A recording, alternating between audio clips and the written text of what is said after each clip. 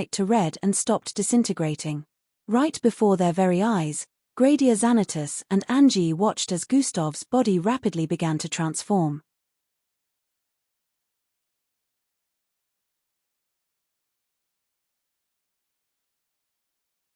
Chapter 276. Zrhe. A few moments after consuming it, Gustav's glowing body changed color from white to red and stopped disintegrating. Right before their very eyes, Gradia Xanatos and Angie watched as Gustav's body rapidly began to transform. His body increased in size and was rapidly turning back to its original form. His arms, legs, and face regained their initial size and color. In a few seconds, Gustav rose to his feet and raised his arms to check them. Swoosh! He dashed across the place, testing his speed also. Your essence has been recovered, and your body is currently healing the internal injuries you suffered, the system notified Gustav. Oh, look, you're still talking to me, Gustav said internally with a smirk. Gustav turned to face Gradia Xanatos. Thank you, he voiced out with a look of appreciation. Gustav turned to stare at Angie and voiced out, you too, His smile became wider after saying, You don't have to mention. Angie's face turned redder as she turned to the side to avoid Gustav's eyes while speaking. So, why are you here, Gradia Xanatus, and dressed like that? Gustav asked with a look of suspicion while scrutinizing Gradia Xanatus from head to toe. I'm here on a mission issued out by the superiors, and your mentor included, Gradia Xanatus said while moving towards the podium where Gustav was almost turned into a sacrifice. That prisoner's outfit just ruined the image I have of you. Gustav laughed lightly as he spoke. Even though it had only been 2 weeks, he was already used to seeing Gradia Xanatus in his dignified uniform. Wait, did you just mention my mentor? Gustav realized that in Gradia Xanatus' statement earlier, he mentioned mentor. Miss Amy sent you? Gustav asked. Yes, she specifically recommended me for this observation mission, and the higher-ups agreed. Who knew you were affiliated with the Demon Queen of the MBO? Gradia Xanatus had a surprised expression on his face as he stared at Gustav. Observation? Demon Queen? Gustav voiced out with a confounded look. I have been watching your battle with that rock being, so you don't need to explain the situation to me. I was sent here for the precise purpose of observing the situation within the ruins since there were places that footage couldn't be transmitted, Gradia Xanatus explained. So, he was watching the whole time. That means he saw me using different abilities. Gustav stared at Gradia Xanatus with a suspicious look after realizing this. Gradia Xanatus stared back at him with a smile like he could read his thoughts. Gradia Xanatus went on to explain everything that had gone down in the facility where the higher-ups were gathered. A few minutes ago back up in the previous location of the rock, Falco's alter ego, and Maltida was almost overwhelmed by the number of participants attacking them when the participants lost the purplish glow in their eyes and fell unconscious. After a few seconds, the participants regained consciousness and started rubbing their eyes and holding their heads with a confused expression displayed on their faces. They did it, voiced out after seeing all the participants regaining consciousness without purplish glowing eyes. They were nearly worn out by the attackers and had all gained injuries from the long 2 hours battle, so they were glad it was over now. Falco regained control of his body functions and went back to normal since his alter ego, too, was worn out. Let's go check on them, Maltida suggested while transforming back to her normal form. And Falco nodded in agreement, and the 3 of them turned around to head towards the hole. The rock had initially gained control of over 400 participants in the last 2 days, and now those participants had regained control of their minds with fuzzy memories. They checked themselves and wondered what they spent the last 2 days doing after noticing they had no grandstones in their possession. As their memories returned to them gradually, they had looks of bitterness on their faces after realizing they had been spending the last 2 days as a puppet, gathering grandstones for an unknown entity. There were over 3,000 participants in total that made it to the final stage. Now about 30% of them started looking for grandstones all over again since the rock being had absorbed everything that was initially in their possession. What they didn't know was that if Gustav, Angie, and the others had not succeeded in taking down the rock being, not only would a great calamity be born, but they would also end up dead. This because the rock planned to discard them the moment it had successfully been reborn. As they regained their memories, they also realized that this day was the last day of the test phase, which meant they had less than 24 hours to gather grandstones before the test phase ended. The participants that were under mind control earlier began to travel to different parts of the ruins with looks of urgency on their faces. They had to make sure they found something since no one wanted their efforts to be wasted after getting to this stage. Back underneath the hole, Gradia Xanatus had finished inspecting the shell-like area where the energy of the crystal was said to be hidden underneath. Falco, and Maltida had arrived a while ago using ES Vortex, and Angie was bringing them up to speed on what had happened so far. What? He almost died. Even Falco was surprised since he knew of Gustav's strength. Maltida and were just as surprised and stared at Gustav, who was currently several feet away conversing with Gradia Xanatus. Gustav still had an unbothered expression as he spoke with Gradia Xanatus. He didn't even look like someone who was about to die a while ago. The only obvious sign that he was in a battle was his tattered clothes. The space at the bottom of the hole had a radius of over 4,000 feet, but the signs of destruction were visible even with such space. Rocks piled on top of one another in different spots, as well as craters and holes on the walls. As Angie explained the past situation to them, they could picture just how crazy the battle must have been.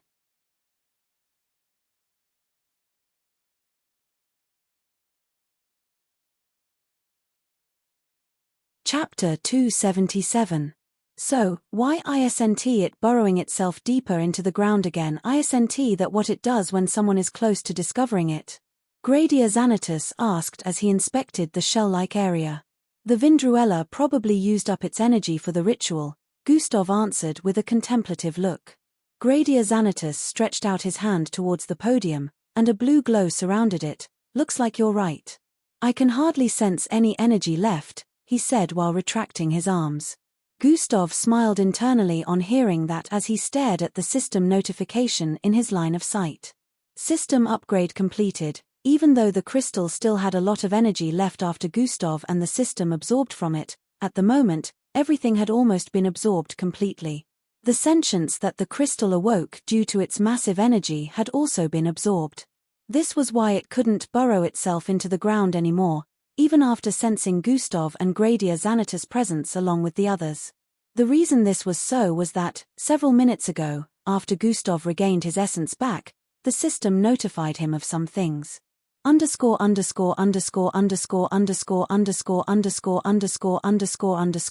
Quest completed. Defeat the Vindruella, side quest completed. Survive, rewards, plus 500,000 EXP, all skills level up, plus 2 all stats. Atomic manipulation level up, grade C, plus 20,000 credits, plus 1 bloodline received.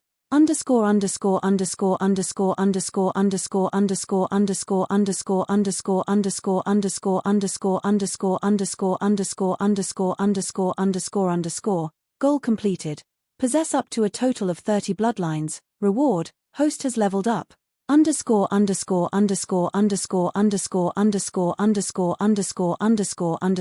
Gustav was talking to Gradia Xanatus, he was also checking out the system, and he was very much delighted by what he saw, but it didn't show on his face.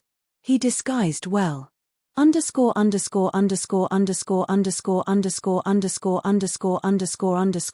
System is ready to upgrade.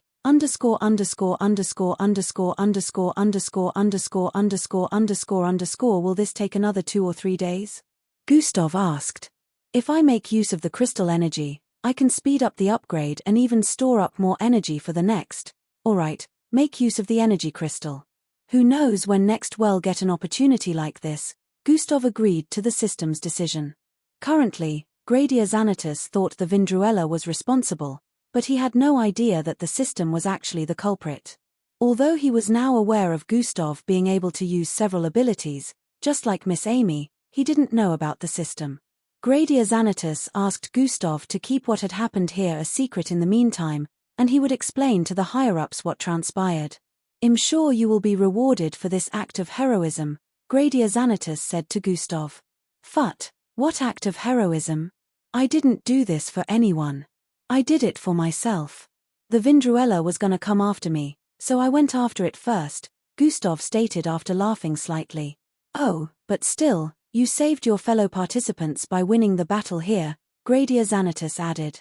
Even if I failed, you have been watching the whole time, so I'm sure you'd have swooped in to save the day. My acts don't count, Gustav waved it off. True, but it was still your actions as well as that of your group that saved the day, so that can't be brushed off, Gradia Xanatus voiced out with a smile. If that's the case, then make sure the reward is good enough. Do I get to choose what I want? Gustav asked. Gustav's sudden change shocked Gradia Xanatus. He stared at Gustav, wondering when he became so shameless. Cough cough, I don't know yet. I guess we shall see after I give them the report, Gradia Xanatus replied. I have regained some of my memories. I have visuals of some stars I passed through before arriving here. Gustav's eyes widened slightly as he heard this. Yes, this time, it wasn't a message, instead, it was a smooth feminine voice. Hey, you have a voice now? Gustav asked internally. Gustav and the rest were later brought out of the hole by Gradia Xanatus. He decided to bring them out himself to make it faster since it would take more time for them to get to the top by themselves. Gradia Xanatus went on to keep pretending to be a prisoner. They moved to other parts of the ruins to continue his observation. As for Gustav, Angie, Maltida, and Falco, they moved together to a safe part of the ruins to recuperate. They met Glade along the way, who had also regained her senses. Glade was feeling embarrassed as she apologized to Gustav and Angie. Angie dismissed her apology, saying it wasn't her fault. Just like that, 12 hours went by, and the day was coming to an end. It was already evening time, and Gustav and the others were in a settlement of prisoners who didn't participate in disturbing or obstructing the participants in any way. This part of the ruins was peaceful, and most of the participants that knew about it came over here to sleep for the night. Gustav was in a makeshift tent at the moment alone.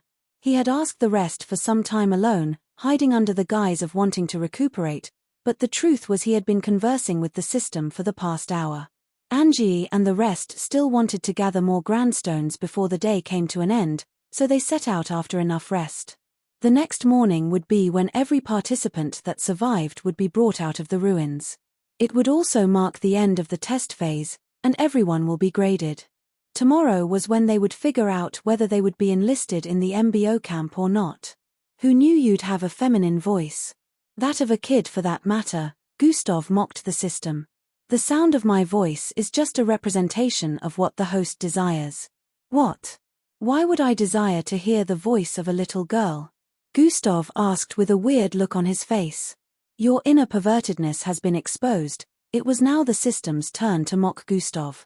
Shut it, I have no such desires, Gustav said with a look of certainty.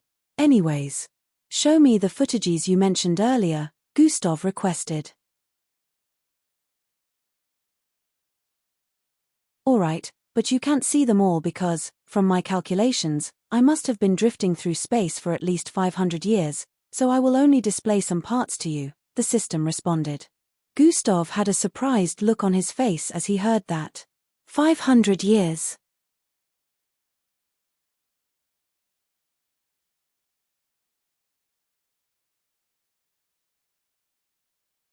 Chapter 278. Gustav had a surprised look on his face as he heard that. 500 years. Gustav exclaimed. From the memories I have recovered, that is precisely my estimation. Gustav had a solemn look on his face as he heard that. That means you can't remember where you came from, he voiced out with a look of understanding. Maybe this was why it didn't speak to me all this time, Gustav said internally with a look of realization. Do not flatter yourself. I do not like to bother myself with unintelligent species such as yourself, the system replied to Gustav's thought with a scoff. Can't a guy have a little privacy? Do not intrude into my inner thoughts, Gustav reprimanded the system with a slightly annoyed tone. If not for my will to survive, I will not be here, the system replied. Survive? Gustav thought about what the system was hinting at. Show me the footage, Gustav demanded. Alright, the system agreed. Gustav's eyes suddenly glowed red as a system notification popped up in his line of sight. Displaying galaxies travel footages, True Orient. In floating, through space, Gustav's line of sight had changed completely. The scenery before him was endless darkness filled with light dots in many places. Small, round and spherical objects with different colors could be seen in the distance. Those are planets. Gustav recognized these structures. He could also see stars of different sizes and asteroids as his line of sight traveled through space. He already understood that this was the footage being displayed. This was when I was traveling through the Empether galaxy, the system spoke in Gustav's mind. Gustav pulled himself out of whatever was making them soar through space, and what appeared in his line of sight was a silver ball, moving at super speed. The silver ball was glowing so bright that it was like a beacon of light in the darkness of space.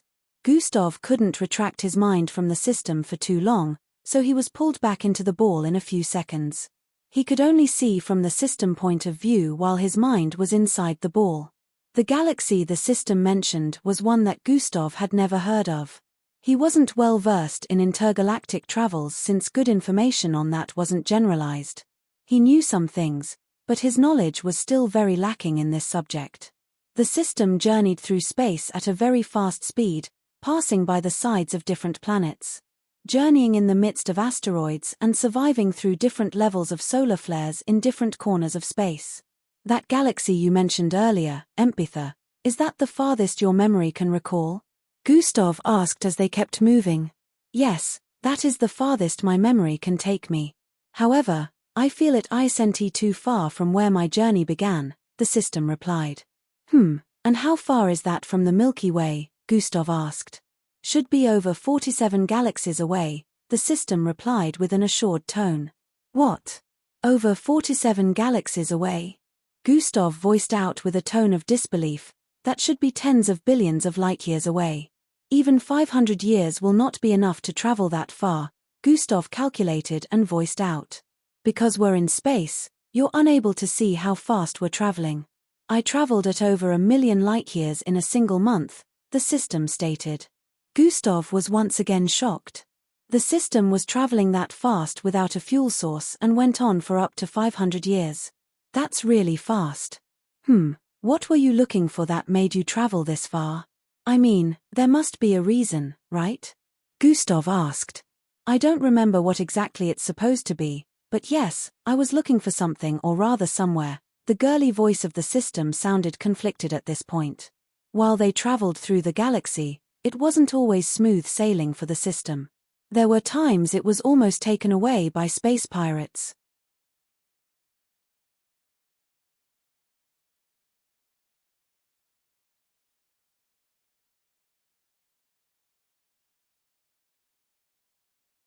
Chapter 279.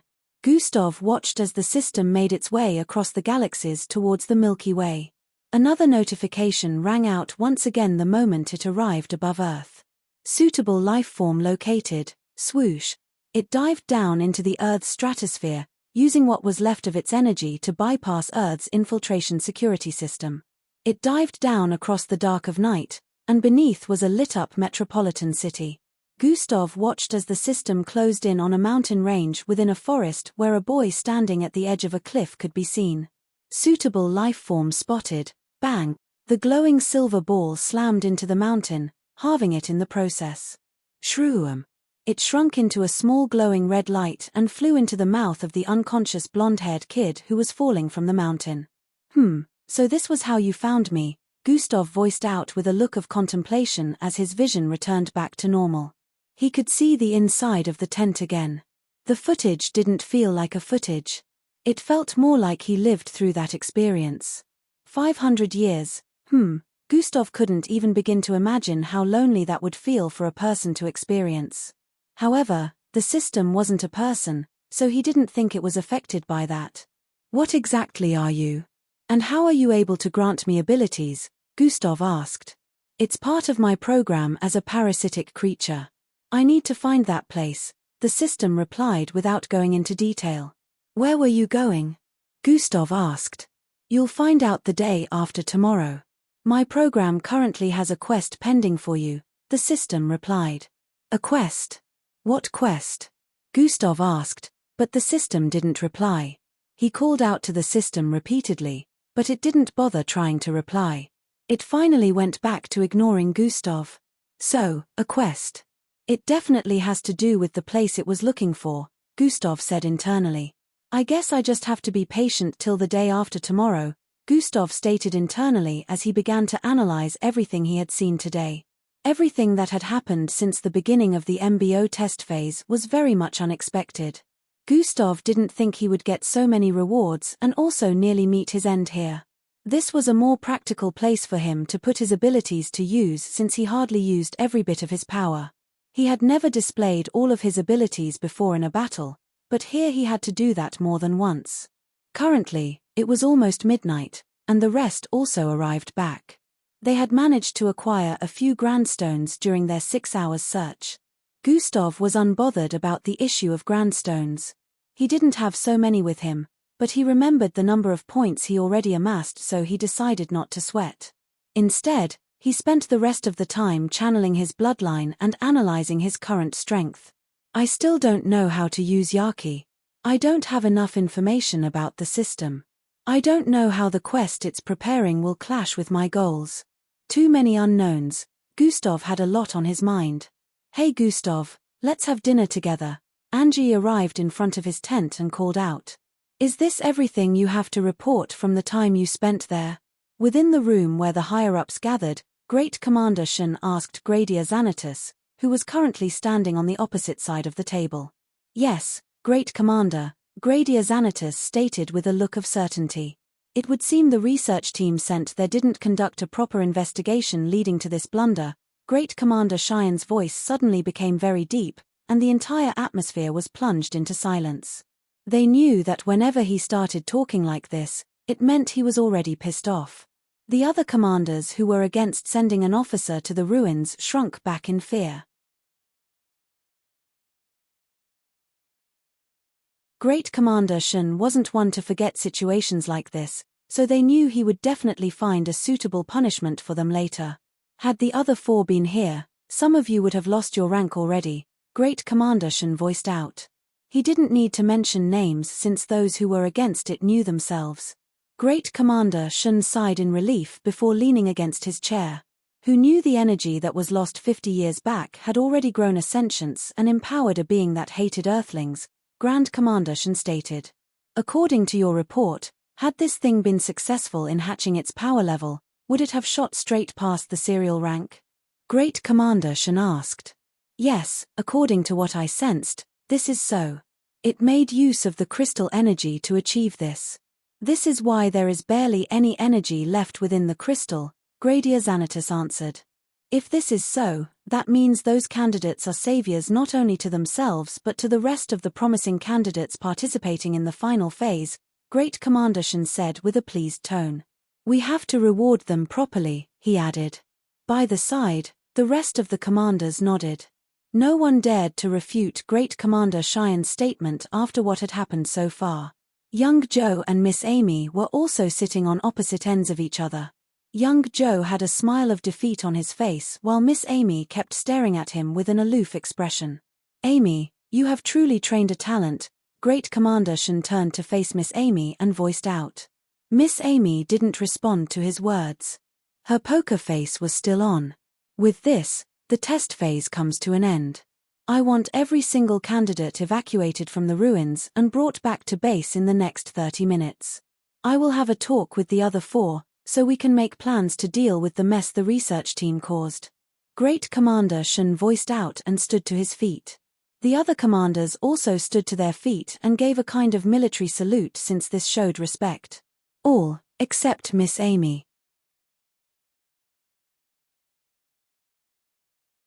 Even young Joe had to do it since he was literally a part of them. Miss Amy just stood to her feet and walked out along with Commander Shen. The rest of the commanders weren't surprised. She was well known for not giving a crap about anyone regardless of their standing. Young Joe watched as Miss Amy disappeared through the door with Commander Shen. She really ruined my plan, Hung Joe said internally.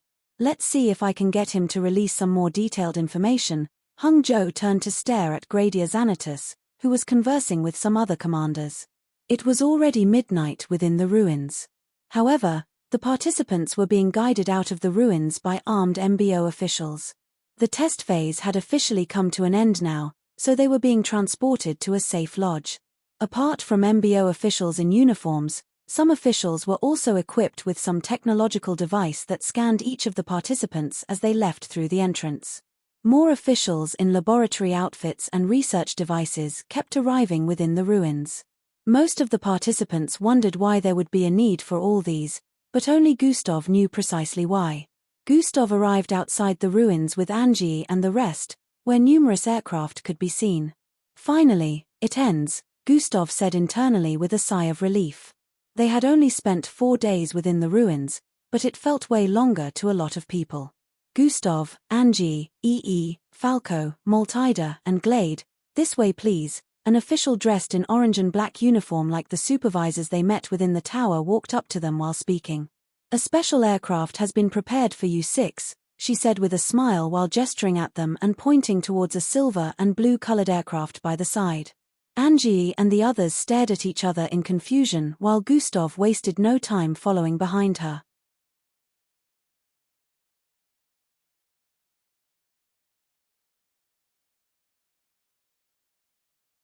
Chapter 280.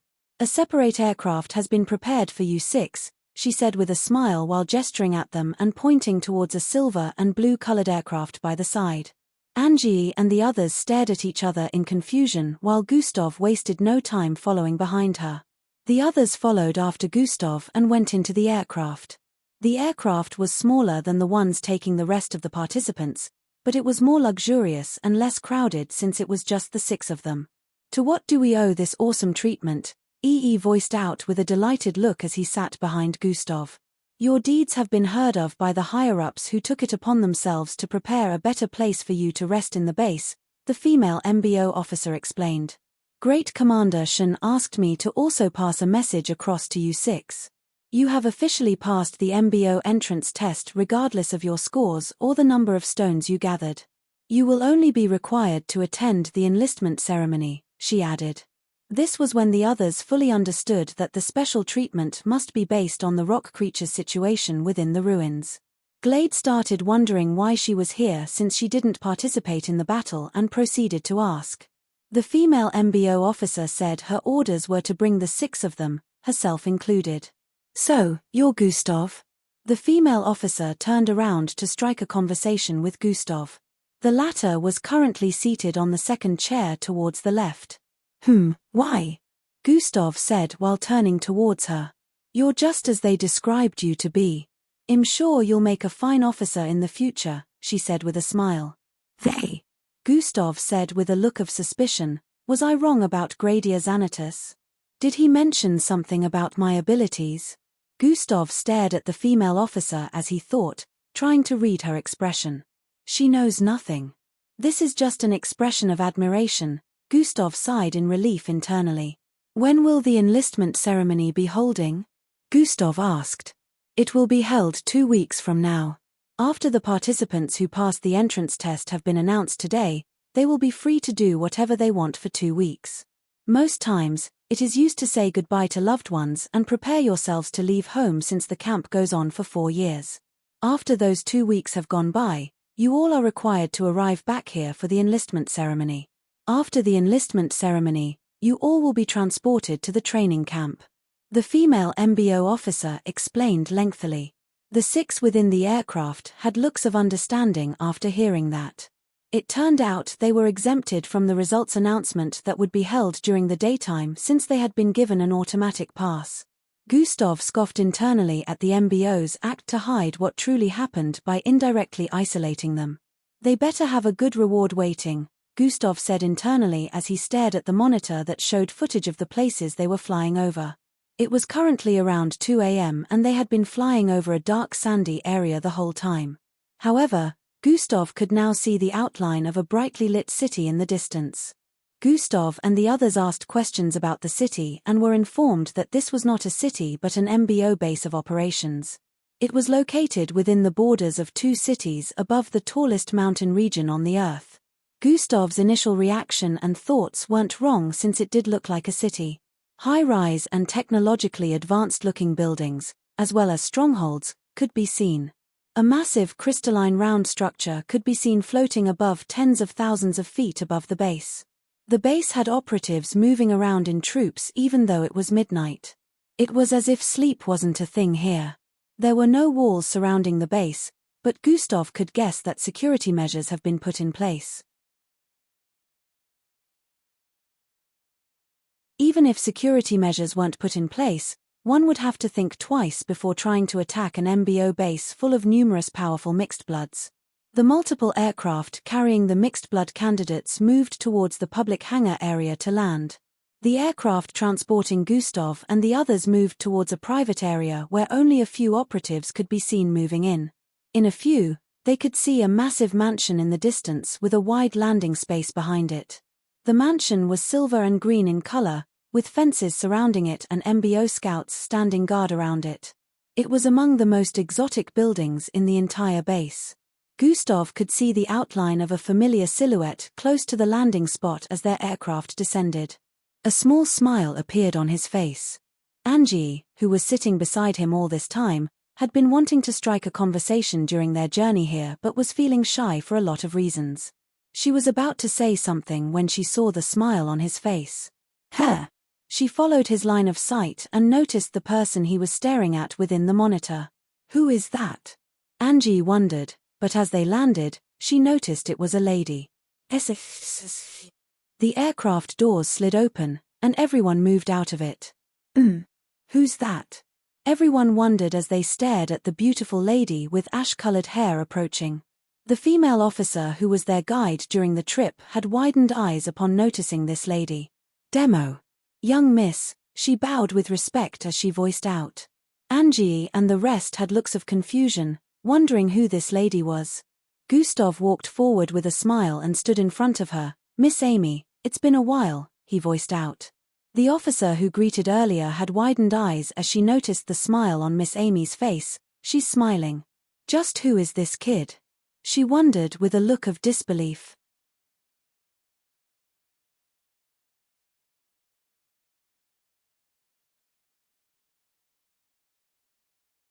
Chapter 281.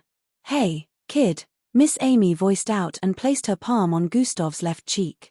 Gustav responded by placing his own palm on hers that was placed on his left cheek as he looked into her eyes. Just what is going on here? Why are they displaying so much affection for each other? Not just the female officer but even the others behind were wondering the same thing. However, they were not as surprised as the female officer since she knew who Miss Amy was. Angie knew Miss Amy was Gustav's teacher, but she had no idea that she was affiliated with the MBO.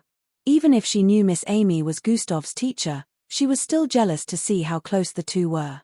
She wished to be the one Gustav stared at with so much admiration.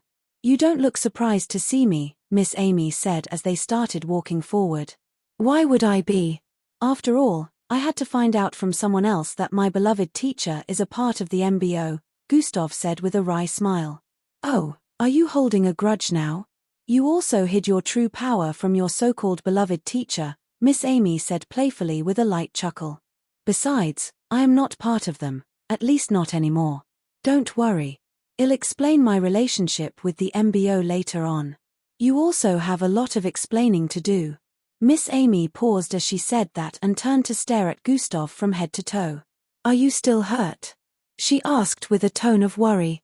No, I'm perfectly okay now, Gustav replied as he paused his footsteps to turn to the side. That was when he noticed that everyone was still behind. Are you guys not coming? Gustav asked with an uncomfortable look after noticing they had been standing and staring the whole time. Oh yeah, wry smiles appeared on their faces as they started walking forward also. The female MBO officer also moved forward along with them. Don't worry, Sasha, I'll handle it from here, Miss Amy said while leading the youngsters out of the landing area. Yes, ma'am, the female officer known as Sasha had a look of relief on her face as she left the premises. Meanwhile, Miss Amy led the kids into the luxurious mansion. Sasha, who had left, prayed that the other kids will not be misled by Miss Amy's affection towards Gustav and mistakenly piss her off. She had seen Miss Amy in action before, so she knew just how ruthless she could be. She was even surprised that Miss Amy knew her name. They entered the mansion, which only had 2 staff working within. They were both maintenance staff that kept the place clean. The kids found it surprising that there were no butlers. They knew luxurious places like this always had one, but then they remembered they were in one of the MBO bases. With that thought process in mind, they felt it was normal for things to be different from how they knew them to be. The mansion had different kinds of designs and like painting and arts of battles pasted on some part of the walls. Luxurious rugs and carpets, as well as the chandeliers made from crystals hanged from different parts of the ceiling. Miss Amy showed them to the rooms they'll be sleeping in. In the meantime, she also explained to them that they only had to be here till after the result announcement, which would be held. After that, she mentioned that Great Commander Shen will be coming to meet them personally, and they would be able to go back to their various cities and homes for the next 2 weeks. After resting during the 2-week break, they were required to get back here. Gustav wanted to converse with Miss Amy since he had a lot of questions, but she told him to go rest like the others, that they could talk during daybreak. Gustav complied and went to bed with the others. The next morning everyone woke up and freshened up. They hadn't really taken their baths in the last 4 days.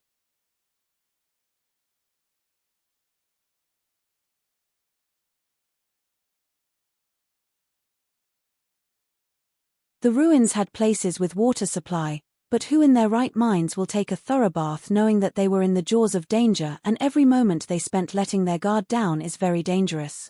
They finally took proper baths and freshened up. This wasn't happening here only. The other participants that were taken to a private lounge within the base also enjoyed the privilege of finally having a good night's rest and a clean bath after 4 whole days. After doing all this, the participants got dressed since convoys were waiting for them outside the residential building they were lodging in. They were taken to a place called the Arbitrary Coven, where the results would be displayed. While that was ongoing, Gustav and the others were having a nice breakfast along with Miss Amy. "Who knew you were such a good cook?" Man EE voiced out in delight as he downed a spoonful of food.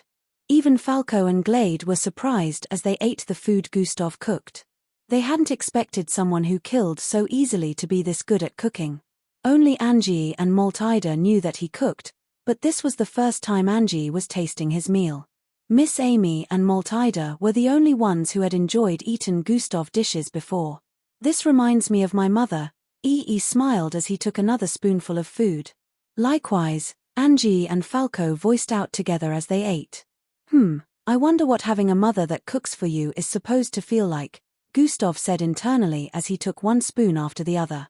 Miss Amy turned to stare at him with a smile on her face and placed her left hand on his. It was almost like she could sense what he was thinking. Gustav smiled back and continued eating heartily. Of course, these details did not go unnoticed by the rest, but they all acted like they didn't see and continued eating with looks of delight and chatting. After the meal, everyone decided to contact their families about the good news of how they had passed. While Miss Amy called Gustav over to the second living room to talk. As this was going on, the participants in the Arbitrary Coven had gotten their verdict. The scoreboard was displayed, and they were able to see the top 100 from every city in the world. The scoreboard was divided into 300 places. Only the first 100 with the number of points they amassed were displayed. Cries of sorrow and joy filled the place as some found themselves fortunate to be among the top 100 while others weren't so lucky. Those who didn't make it were escorted out of the premises immediately to be transported back to their cities while the others stayed behind to listen to the information being passed across. Inside one of the living rooms within the mansion, Miss Amy and Gustav sat opposite each other. "Now, ask me what you want to know," Miss Amy said to Gustav.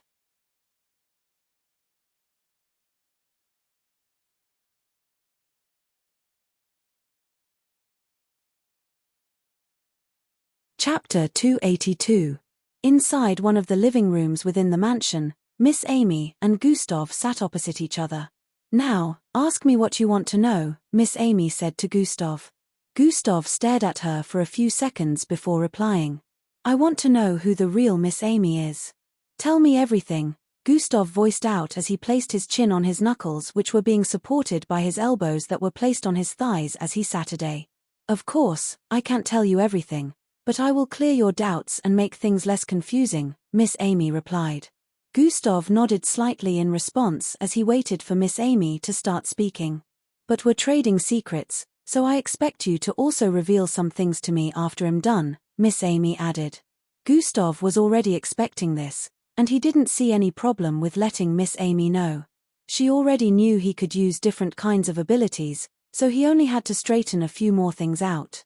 By now, it was obvious that Miss Amy meant no harm, so trusting her wouldn't be a bad thing.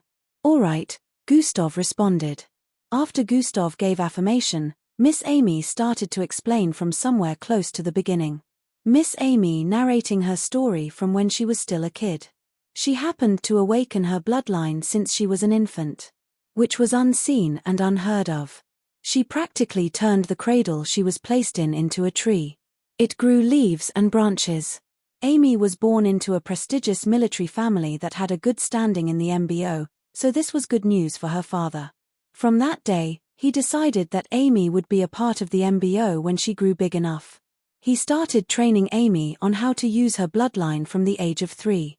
Not only was it forceful training, but whenever she failed to complete tasks, she would be dealt with mercilessly by her father. He was mostly concerned about his reputation and wanted Amy to do well so she could outshine all of her peers, which she eventually did. Amy grew to understand that society only cared about power and having a great bloodline. These two things determine how you were going to be addressed by others. Amy's mother was the only person she would always run to because she only had hate for her father, who was objectifying her. Her mother treated her nicely and always told her to grow up to be whatever she wanted, and she didn't have to play by the rules of everyone. Her mother always advised and comforted her while listening to all her worries and complaints. In her eyes, her mother was the only person who wasn't objectifying her and wanted her to truly live a happy and uncontrolled life. Her mother, who had a low bloodline, was treated like a pile of poop by the entire household even when she managed to mother someone as talented as Amy. The only difference was after everyone found out Amy was a genius, the discrimination reduced. However, due to poor feeding and treatment over the past years, even though her mother was now being treated better, she fell ill. The maltreatment had nurtured a sickness inside her that was slowly taking her life away. Eventually, Amy's mother passed away. This broke Amy and made her hate bloodlines. As she grew up to be powerful, she turned cold and heartless to anyone with bloodline abilities. Miss Amy was said to hate mixed bloods, but the truth was, she only hated bloodlines and wished they didn't exist. She had read about how humans in the past were powerless and only had weaponry. She wished the world could be like that again without discrimination, but she didn't care anymore because her reason for caring was gone, so her hate was transferred to the mixed bloods who carried bloodlines. At the age of 11, she got enlisted into the MBO camp. She entered before she was done with the 4 years of training because, within that time, she had successfully completed lots of missions that were issued to cadets who were still undergoing training.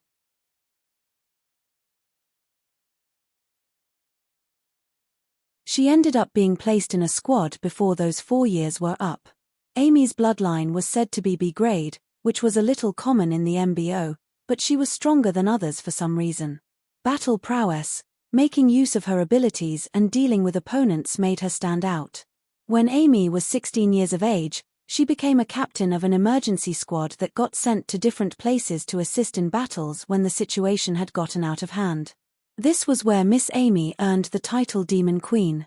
Miss Amy was totally ruthless in taking the enemies down and sacrificing her own subordinates to get the job done.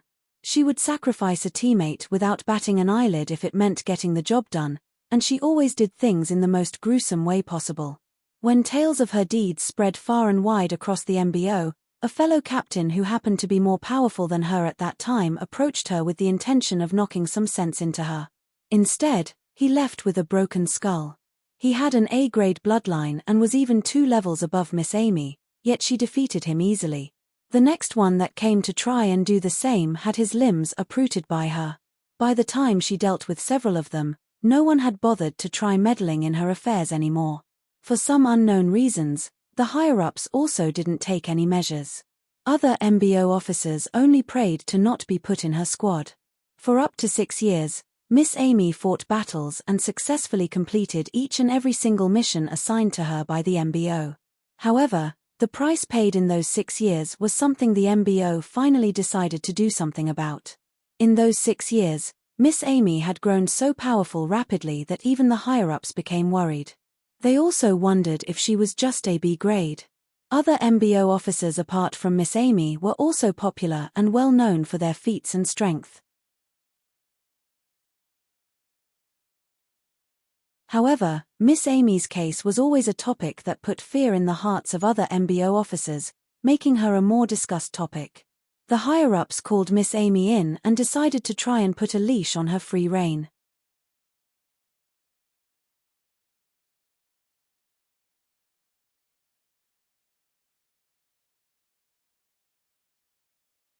Chapter 283.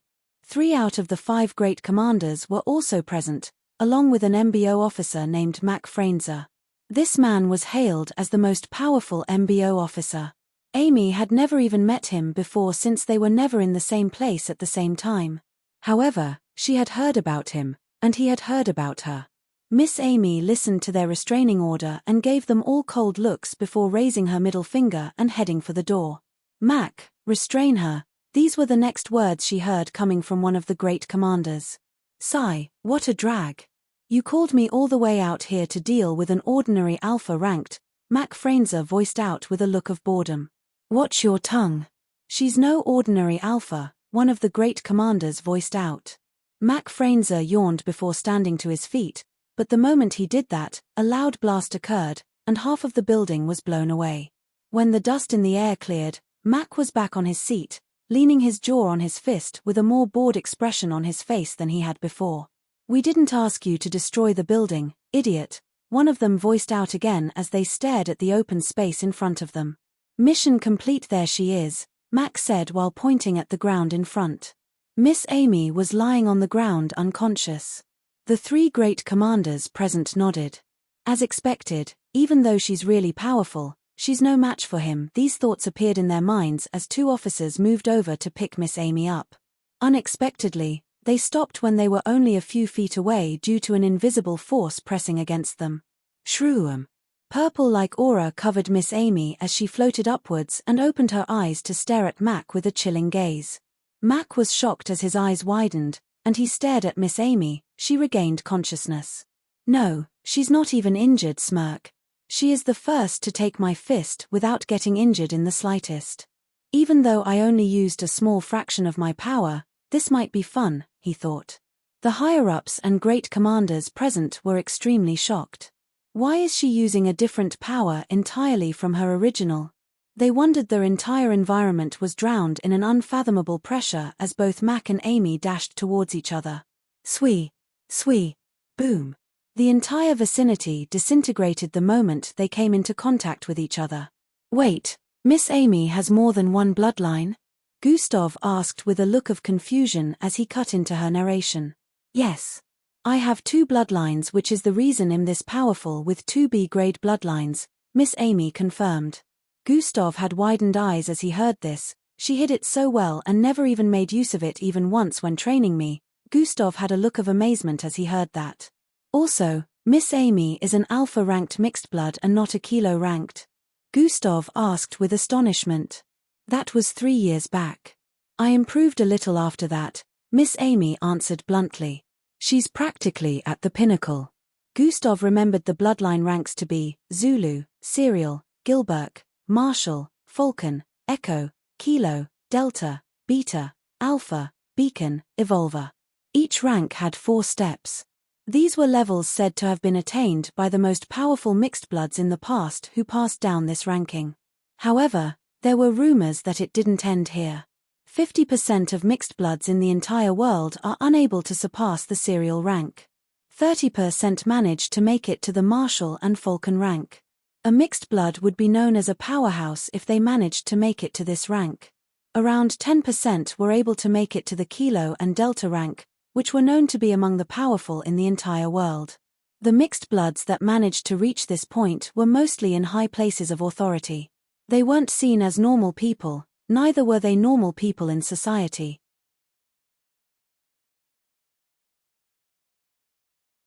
Less than 1% of the mixed bloods in the entire world reached the alpha-ranked, which was considered the pinnacle for all mixed bloods in this age. For hundreds of years, no one had been able to surpass this rank. Even the 5 great commanders were stuck in this rank along with Miss Amy. Only one person was an exception, and that was Mac Fraser. The only mixed blood in the last 500 years to make it to the Beacon rank. He was the most powerful mixed blood on the entire planet, and the number of battles he had lived through along with the successful missions and planet conquering added to his name, added to his fame. According to a lot of MBO officers, he had never had to throw another punch when battling with a person because it always ended up with an instant win. According to others, he didn't even need to act to defeat an opponent. Some exaggerated his strength and added that a single sneeze of his could part the oceans.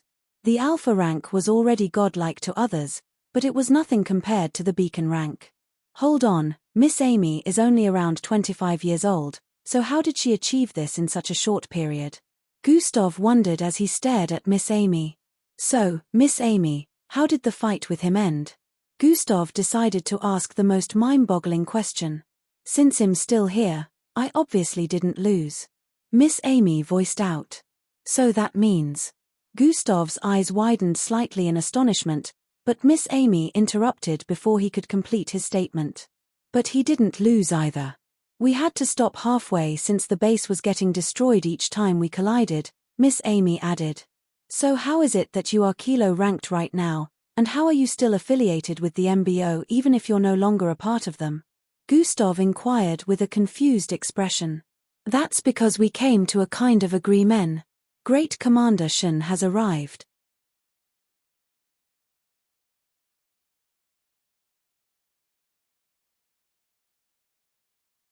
Before Miss Amy could complete her statement, the AI installed within the mansion made an announcement.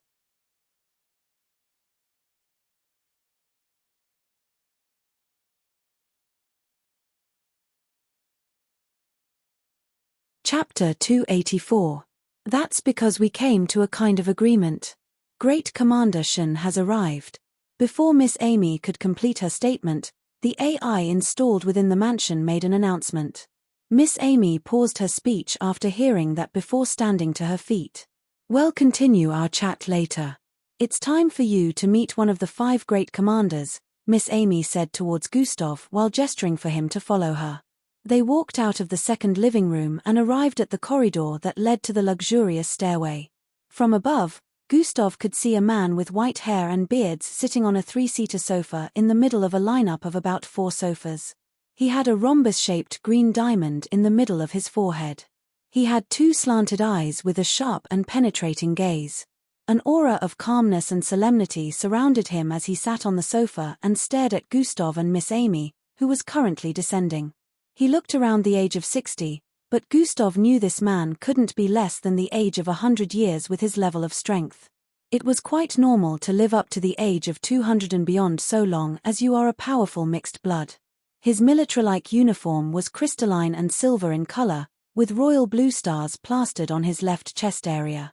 The others had also heard when the AI announced the arrival of the Great Commander, so they also moved towards the main living room. They had tense looks as they arrived there and noticed Great Commander Shen sitting on the sofa comfortably. So, this is a legendary Great Commander?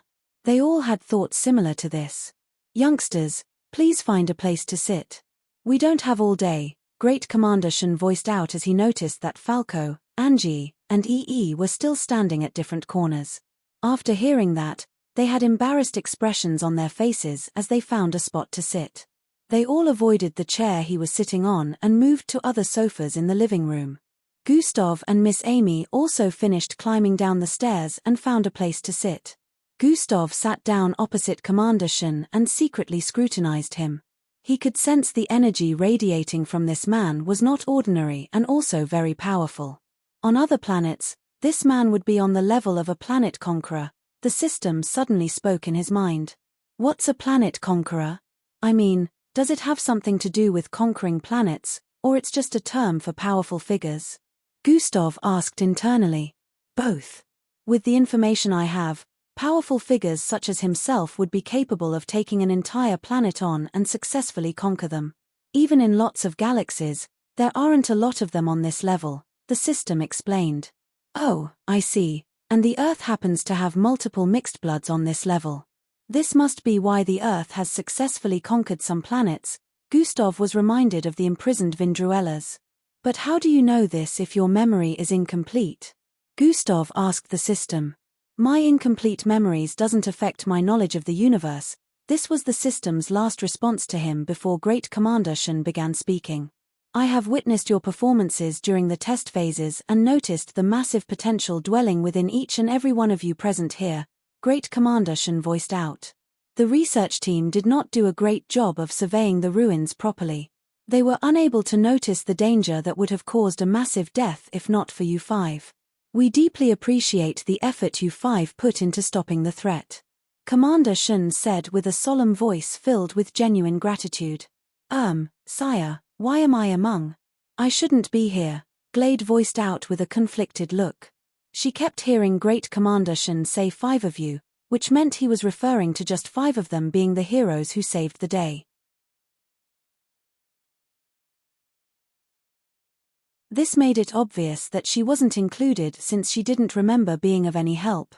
We'll get to that. Commander Shen replied, first off, we will like for you to keep this blunder a secret, he added with squinted eyes. The 5 of them stared at each other in silence and a look of contemplation after hearing that. In a few seconds, they nodded in response. All this time, Gustav never took his eyes off Great Commander Shen, who assumed Gustav also agreed to keep it a secret. Good. Secondly, for your meritorious deeds, we have rewards for you all, Grand Commander Shen added. The first is, you all are now special class cadets, he revealed. Wow, are you for real? EE couldn't help but voice out. Great Commander Shen nodded in response with a light smile on his face. Yes, EE jumped up in delight while Angie, Maltida, and Falco had looks of excitement on their faces. Only Glade looked a bit sulky since she didn't understand why she was also receiving such privilege. The second reward is that you all are going to be given the opportunity to pick up any supportive weaponry or gadget of your choice from the base arsenal store, Great Commander Shen added. They all became more excited as they heard that and looked forward to enjoying the privileges of being in a special class. Excuse me, Great Commander, but I already passed the special class test, Gustav, who was silent all this time, finally spoke. Doesn't that mean the first reward is irrelevant for me? He added with a calm look. He and Great Commander Shen exchanged eye contact at this point, and Gustav didn't even flinch in the slightest. He truly is just as I expected him to be. A smile appeared on Great Commander Shen's face as he said internally. You are correct. Great Commander Shen agreed with Gustav.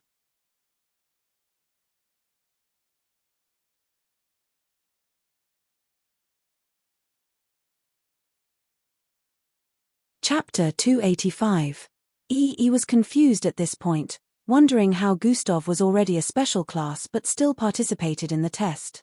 The rest understood since they witnessed it themselves. Which is why we have prepared a special reward for you, Great Commander Shen added. Oh! Gustav voiced out with an intrigued look. Gustav Crimson, you have been granted the rank of a Kaiser, and your training years in the MBO camp have been shortened to 2 years. You will join one of the cadet squads as vice captain and go on low-ranked missions from time to time after your first 6 months of training. You are also entitled to the privileges of a special class and more, Great Commander Shen listed out.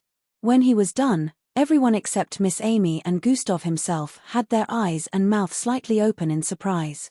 Although they were surprised, they felt this was an appropriate reward for Gustav since he was the one who actually battled the Vindruella. I refuse, Gustav voiced out with a look of disagreement. The entire place was plagued with silence once again after hearing Gustav's statement. This time their eyes widened more than before as they stared at Gustav with a shocked expression, wondering what he was thinking. The rewards are not promising enough, Gustav waved with a dismissive expression as he leaned against the chair. Miss Amy smiled internally as she heard Gustav speak.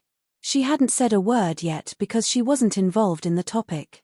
She was only here as a witness and secretly to protect Gustav just in case. What else would you want then? Even Great Commander Shen was surprised, but he acted cool and asked. I want a favor added to that list, Gustav said while crossing his leg. I haven't agreed to keep the Kaskia Ruins incident a secret. I nearly lost my life there, along with many others.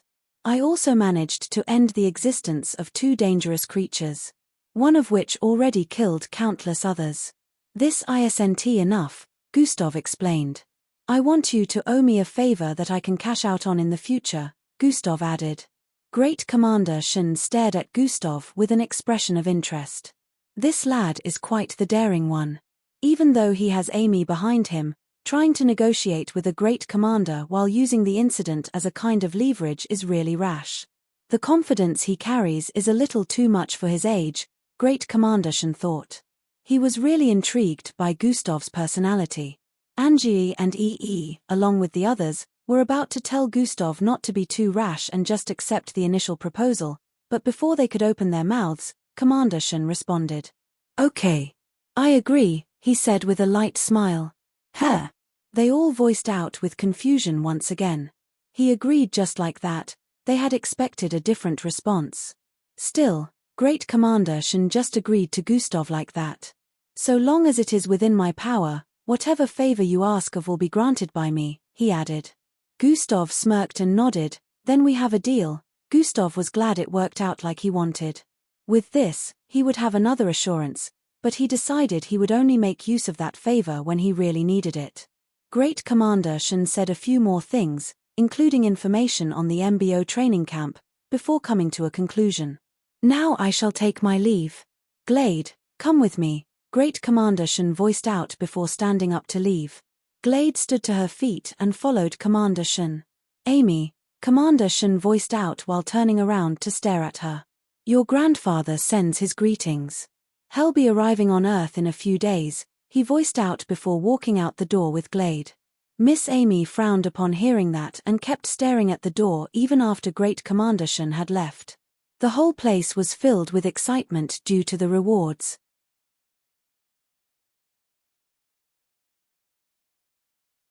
While Gustav was intrigued about what he heard last, Miss Amy's grandfather. Who is he? Gustav turned to stare at Miss Amy after hearing that. Miss Amy. Gustav voiced out as he noticed her frown and her eyes that were still glued to the door. Miss Amy heard him and responded by standing to her feet. Let's go somewhere. There's something I want to show you, she said while walking towards the door. Gustav followed Miss Amy to a part of the barricaded environment surrounding the mansion. It was a small storehouse beside the hangar area where aircraft were kept. The place opened up, and Miss Amy led Gustav past the bunch of mechanisms and gadgets arranged all across the place. They got to the end of the room and what Gustav saw in his line of sight was a large greenish rock. It was so massive that it even reached the ceiling of the room. Shein. It glowed up the instant Gustav was 9 feet away from it. This is exactly why I came here. I didn't even know that such a situation would happen during the final phase. Good thing I decided to come, Miss Amy said. I don't understand. Gustav was saying when a system notification appeared in his line of sight. His eyes widened slightly as he read through it. So Gustav, tell me, what is your relationship with this rock and why do I keep sensing your presence when I'm around it?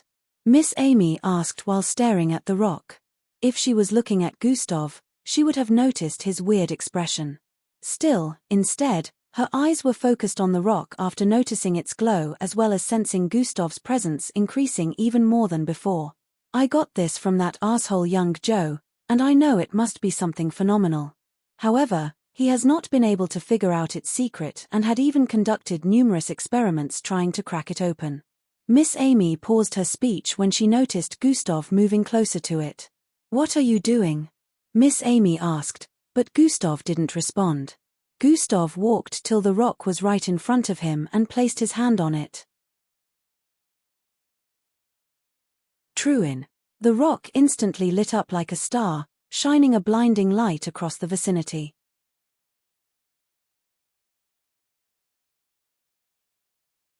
Chapter 286.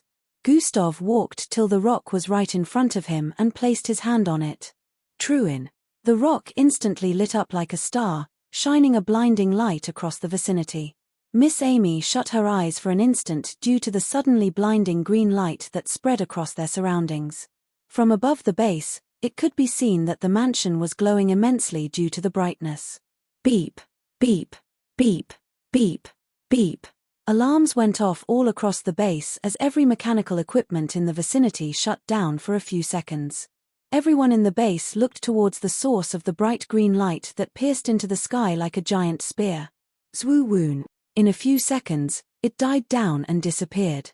Still, it had already raised an alarm, so officials were headed towards the mansion with speed. They were all equipped with one weapon or the other, and the moment the light died down completely, 7 officials dashed into the storage room. They noticed Miss Amy standing in front, staring at them with a cold look. What do you want? She asked. Young miss, we noticed. Before the one in front could complete his sentence, Miss Amy interrupted. Get out. I'm busy. This order wasn't repeated. The moment Miss Amy said this, every single one of them filed out. Those who were on their way here were stopped by those that Miss Amy sent out of the place. Once they knew Miss Amy was responsible, they didn't bother trying to investigate it. After they had all left, Miss Amy turned around to stare at Gustav, who was standing in front with his palm still placed on the rock. Kryyyycch. Suddenly, cracks started to appear, all from Gustav's palm position to the other parts of the rock. Miss Amy was shocked by this occurrence once again. She knew just how many times young Joe had performed lots of experiments trying to split open the rock, but right before her eyes, Gustav only placed his hand on the rock for it to crack open. Blam!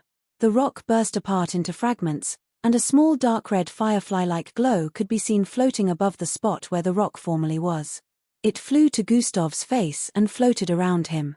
"Ah, not again," Gustav voiced out before opening his mouth. Phoom! The glow flew straight into his mouth, causing Gustav to display a slightly disgusted look. Gustav's eyes glowed crimson for a few seconds after that before he returned back to normal. He stared at the fragments of green rock scattered across the place with a look of astonishment. "Now it's your turn to explain some things to me," Miss Amy voiced out from behind. Gustav smiled wryly as he turned around to face Miss Amy. But Miss Amy hasn't completed her narration earlier, Gustav reminded. The both of them stared at each other for a bit before Miss Amy broke the silence. "We have to leave here first. Grab your things. We're going back to Plankton City," Miss Amy said before turning around. Gustav, too, started walking forward, but then he remembered something and turned back around. He stared at the rock fragments on the ground and squatted. Zing, zing, zing, zing. He placed every single one of them into his storage device before heading out. "Did you finish the merge?" Gustav asked internally as he arrived within the room he slept in. "Merge is complete. I am currently retrieving my full set of memories," the system replied Gustav. Gustav nodded in response with a look of contemplation. He quickly moved into the mansion and started preparing to leave. Angie, Maltida, Glade, and Falco also prepared themselves to leave and be with their family for the next 2 weeks before they would return here. In about an hour, everyone was set to leave.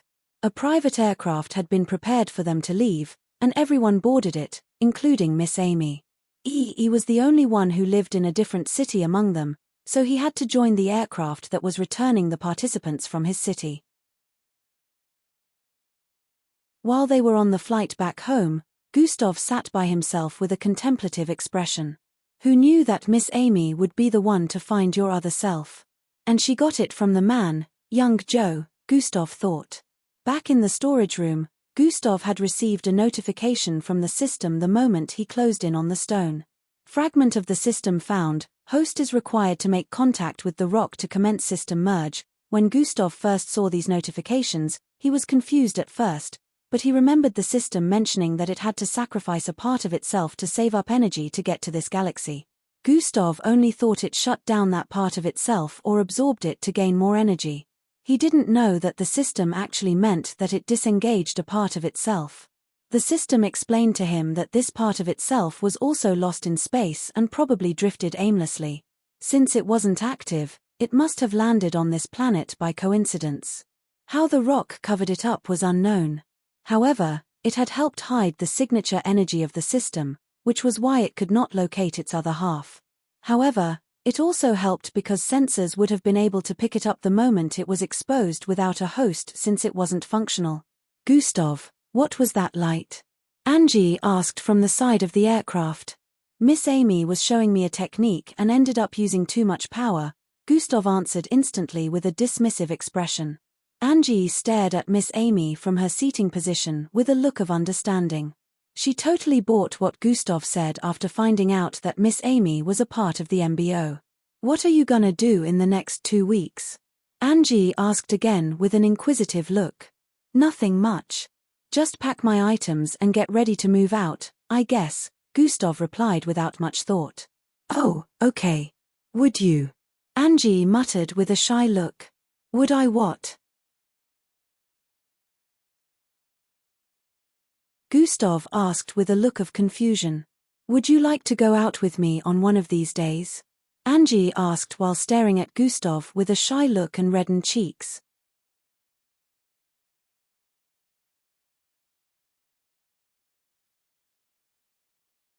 Chapter 287. Would you like to go out with me on one of these days? Angie asked while staring at Gustav with a shy look and reddened cheeks. You mean like a date? Gustav asked bluntly. Angie's cheek reddened even more as she heard that. D.A. date. Not L. She repeatedly stammered while trying to connect words together, but she was failing miserably at it. At this moment, her cheeks could be mistaken for tomatoes. All right, I agree, Gustav answered. Angie immediately stopped her jabbering after hearing that and turned her face away with speed to stare at the other side. But not this week. Next week will not be bad, Gustav added. Okay, Angie muttered in reply. Even though a viable look of delight and excitement could be seen on her face, internally, her heart was pounding so fast that she thought it would come out of her chest. He said yes. Angie turned to stare at Glade, who on the other side was giving her a thumbs up. How is it going? Gustav asked internally. Retrieval process is still ongoing, the system replied. Shouldn't you be more worried about your date? The system teased with its little girl voice turning thinner and cuter. That is the least of my concerns right now. Too many other important things to worry about, Gustav responded seriously. I forgot you were a robot. You're more of a system than I am. You will remain a virgin forever. The system responded with this and stopped talking as a whole. Gustav. This damn thing is cursing me again. About 30 minutes later, they arrived at Plankton City's international airport. As expected, the airport was crowded with lots of people, but the spot they landed, in particular, was reserved so people could hardly be seen around there. This was where Glade, Falco, and Maltida said their goodbyes since their families came to pick them in this particular area from the look of things. A man with a long white horn and greenish skin came alone to pick Glade while convoys of cars came to pick Falco and Maltida up. Both were from prestigious families in the cities, so they were treasured even more now that they had successfully gotten enlisted into the MBO. The people from each family who arrived with the convoy had plans of approaching Gustav with the intention of forming a bridge. Nonetheless, the moment they saw Miss Amy, they changed their minds and scurried away with both of them. Miss Amy already had her bike brought over, so she drove Gustav and Angie out of the airport. Gustav was once again glad to see the familiar-looking city as they traveled through the roads even. He stared at the massive buildings and the sidewalks with the teleportation circles that made trekking faster and then the massive spatial rings in different corners of the road with vehicles streaming in and out of them. He knew he wouldn't be staying for long in the city, so he wanted to enjoy the view this time. He never liked society, but he couldn't deny that he would miss the beautiful city. Breaking news. Breaking news. The successful candidates from the MBO entrance test have been revealed. These are the top 100 candidates from Plankton City. Gustav Crimson the rising star tops the worldwide ranking board. The successful candidates have arrived back in the city. We have footages of.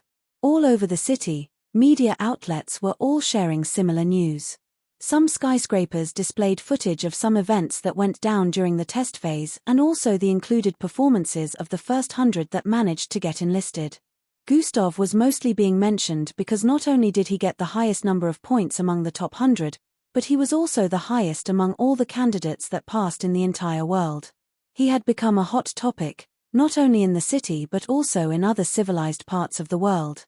Big families were having meetings at the moment to think of a way of forming a bond with him. If not for Miss Amy driving extremely fast, ready to hit anyone that tried to stand in her way, Gustav and Angie would have been detained in the airport by reporters who had gotten tipped at the time of arrival. In a few minutes, they arrived in front of Gustav's apartment, where Angie's parents were already waiting for them. Her parents' eyes turned teary the moment they saw their daughter and went to hug her when she got down from Miss Amy's hoverbike. The entire neighborhood had come out of their houses to welcome them, and everywhere erupted with excitement. Miss Amy didn't stay long. She left after telling Gustav what time they were going to meet the next day. Gustav could not get away from all the greetings and chatting for the next 1 hour since everyone was excited to see the star of the entrance test. Girls in the neighborhood were all on him, trying to get in his good graces. Even their parents were pushing them more. They had no idea that Gustav only saw them as nuisances, no matter how beautiful they were. Angie also didn't stay put in one place. Whenever any girl was trying to hit on Gustav, she would appear. After 2 hours had gone by, Gustav finally got the chance to leave the ongoing neighborhood celebration. He arrived in front of his apartment. So, this is how these popular celebrity figures feel. Gustav sighed as he noticed everything that was placed in front of his door. Pink letters with lipsticks along with flowers of different kinds could be seen in front of his door. Good thing the MBO camp is very far from here. Gustav thanked the stars that he would be leaving the city 2 weeks from now. He couldn't imagine having to live like this. He opened his door and walked into his apartment. It was only 2 weeks, but it felt like he had been away for longer. The dust particles that settled on different spots of the living room also made it look like that. Memories successfully recovered. The moment Gustav was about to start cleaning, he noticed this notification in his line of sight.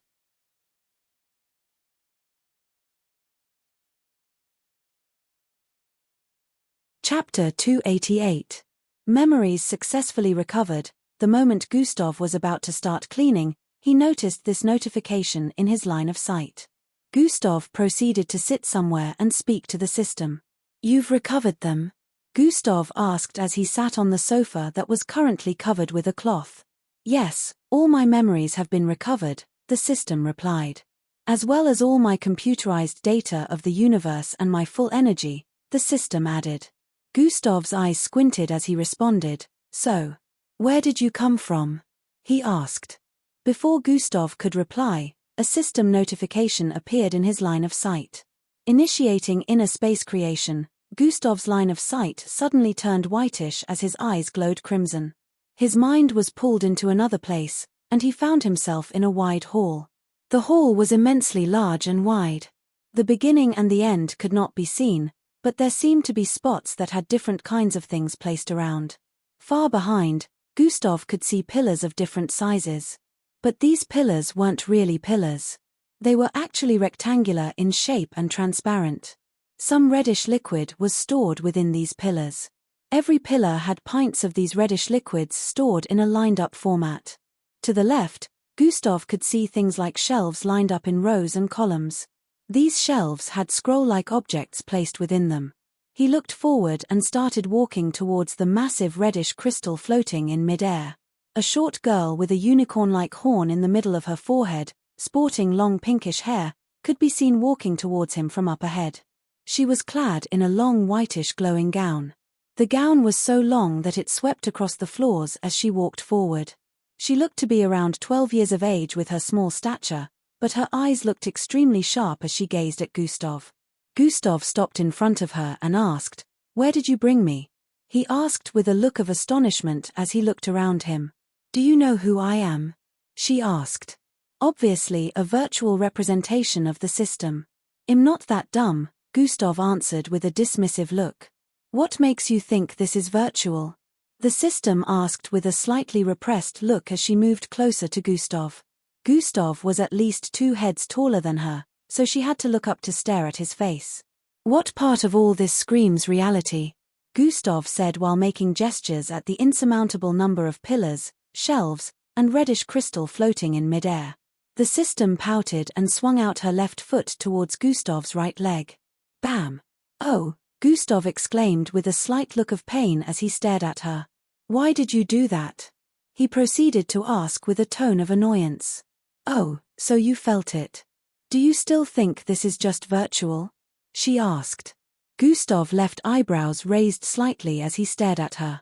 "You're in my personal space that also contains my core. I have recovered all my energy, so I can draw your mind here anytime we want to have a personal conversation," the system stated. "So, do you mind telling me everything now?" Gustav asked. "No," the system replied bluntly. "What? Why?" Gustav exclaimed with a look of dissatisfaction.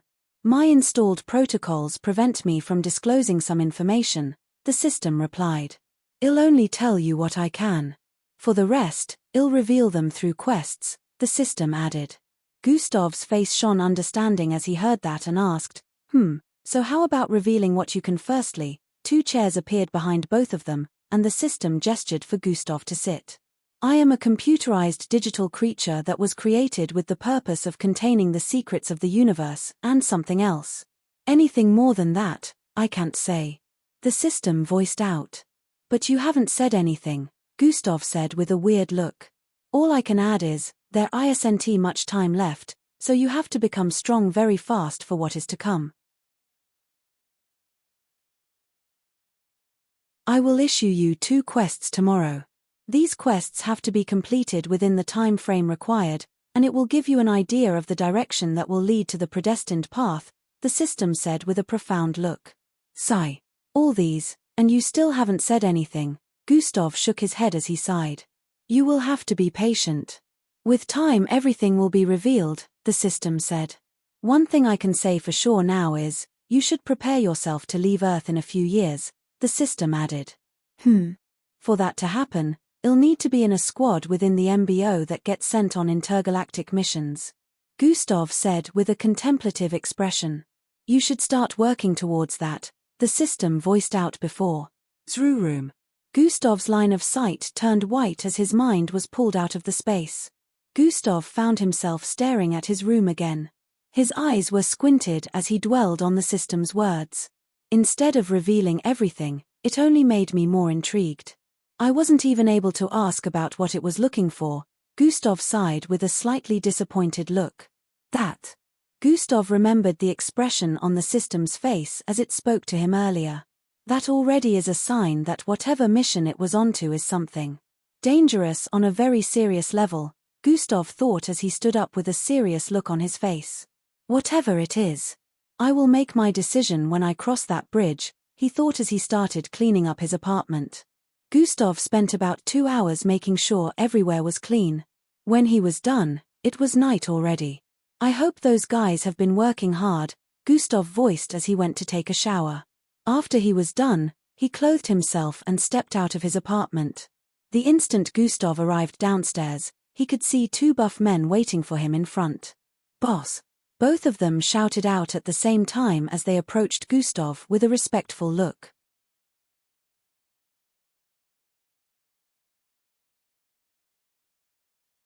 Chapter 289.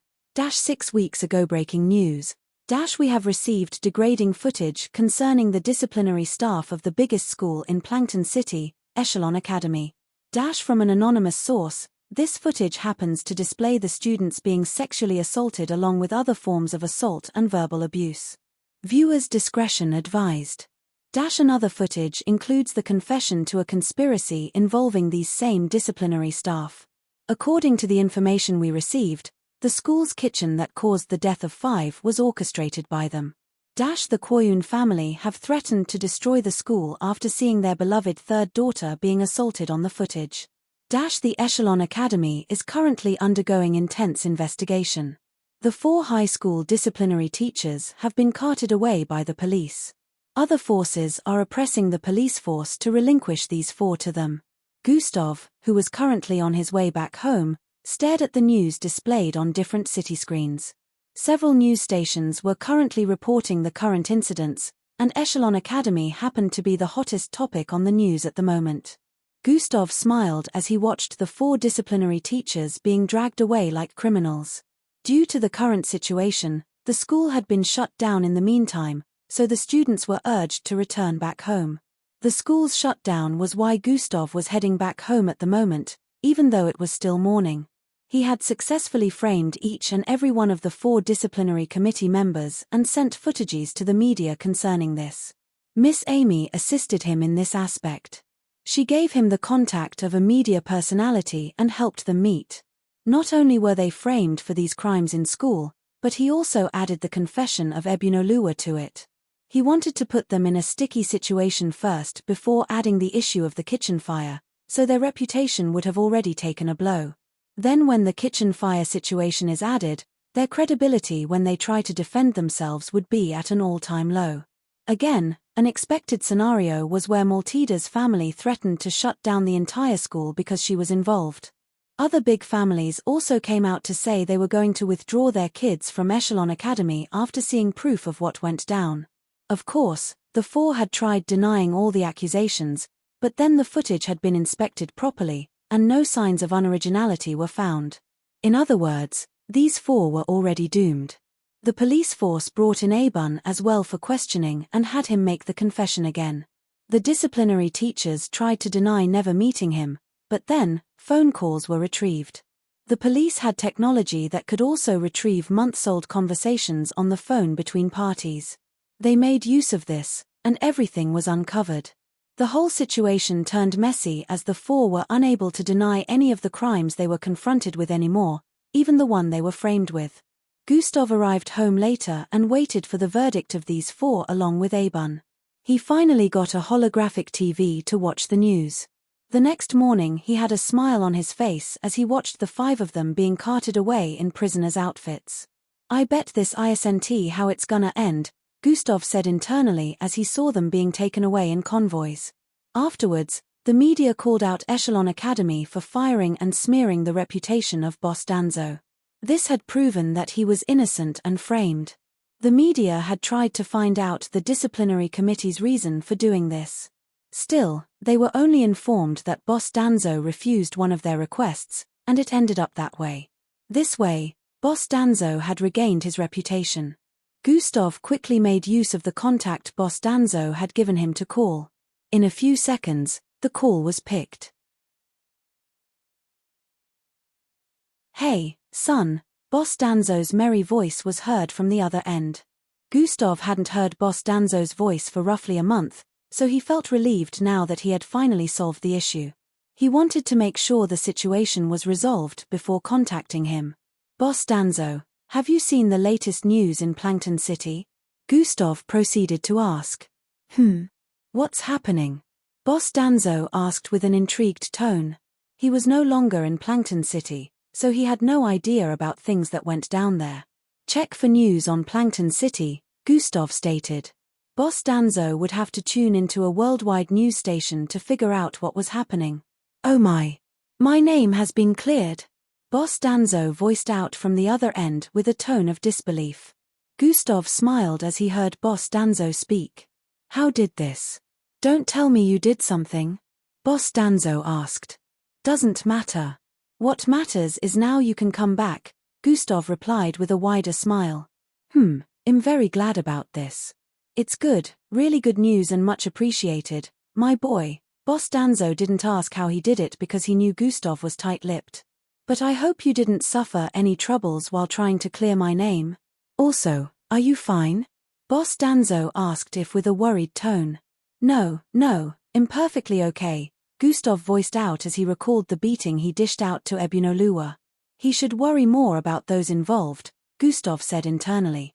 He knew Boss Danzo wasn't the violent type, so he tried solving this in the most non-violent way possible. Ebunoluwa's torture session was absolutely necessary. However, if something happened afterwards, he wouldn't be involved anymore. "So, when are you coming back?" Gustav proceeded to ask. "About that. I will not be coming back anytime soon, my boy," Boss Danzo replied with a slightly saddened tone. "Oh. Why?" Gustav asked with a low tone as his excitement slowly died down. "I'm currently dealing with something over here. It will take some time before I am done, but don't worry, one of these days we'll see each other again," Boss Danzo voiced out heartily. Gustav felt a little down hearing that, but he responded with okay.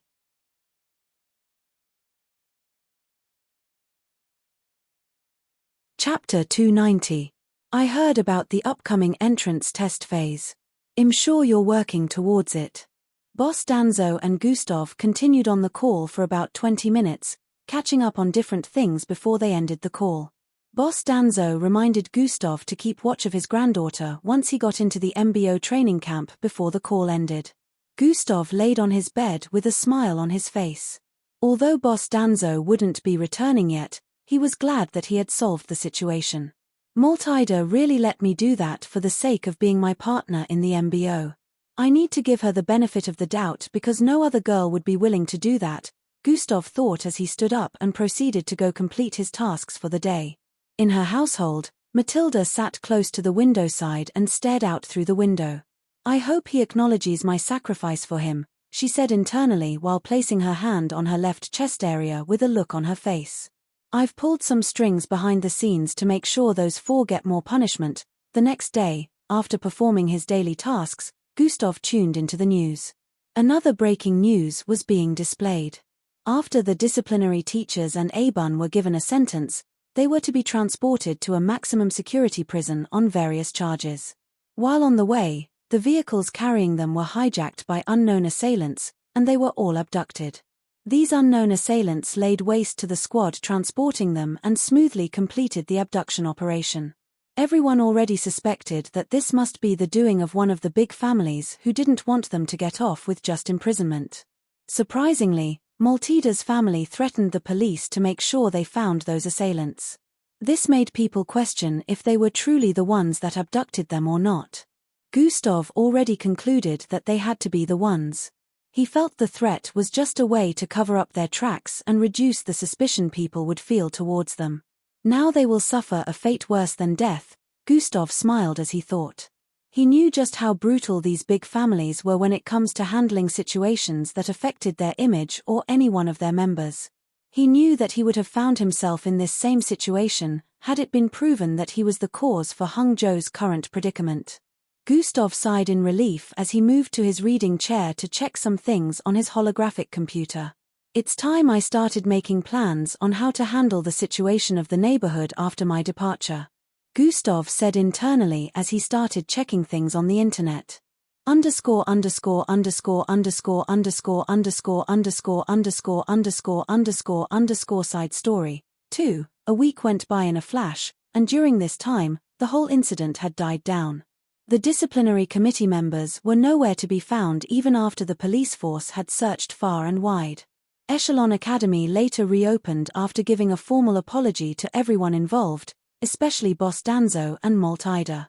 All the staffs of Echelon Academy were to undergo re-evaluation according to the government to be sure that the others were in their right minds. Of course, Miss Amy excluded herself, and no one was able to do anything about that. From that day onwards, the teachers minded the way they interacted with the students, and cameras were now placed in the offices to monitor their activities. The mixed bloods that used to be discriminated against due to low bloodlines were no longer on the receiving end of bullying like before. Even when it happened, the teachers will interfere since they were being monitored 24/7. They wanted to make sure they looked responsible at all times for fear of losing their jobs. At this time, only 3 weeks were left before the start of the much-anticipated MBO entrance exams. Gustav had already thought of a way to handle the problem of his absence. He decided to make a kind of night guard agency that will specialize in keeping the neighborhood safe while he was away. The money would be generated from the people living in the neighborhood, and from there, he would pay his workers. At this point in time, he was searching for mixed-blood recruits that had reached the serial rank to work for him. Gustav knew it was impossible to find youngsters at this level, so he knew only fully grown mixed-bloods that could no longer increase their ranks would be interested. Gustav used the internet to place ads on different sites and waited for feedback. While this was ongoing, Gustav didn't neglect his training with Miss Amy, neither did he stop infiltrating the border. On this particular day, Gustav had successfully gotten all his stats beyond 50 points. He got an exponential increase in strength overall the moment he got to this point. Gustav infiltrated the border again and decided to visit one of the places he hadn't checked out yet. After traversing through some parts of the dense forest area, he came across a sloppy area that extended upward with small stones packed together in a bunch, placed on different parts. These small stones had green bushes surrounding them.